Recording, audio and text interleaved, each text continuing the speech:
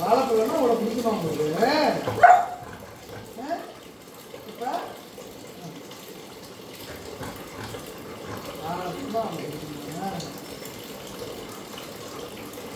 வாழைப்பழம் கொடுத்துருங்க. அம்மா தள்ளக்கூடாது.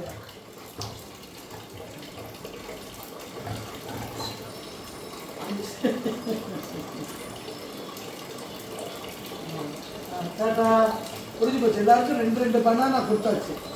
ஃபினிஷ்ட் ஆயிடுச்சு.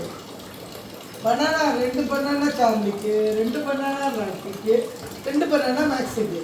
போதும் போதும். மத்தியானம் சாப்பிடணும். போதும். மத்தியானம் பனானா போதும். சரியாப்பா? இப்போ சரி போங்க போங்க. அவ்வளோதான்.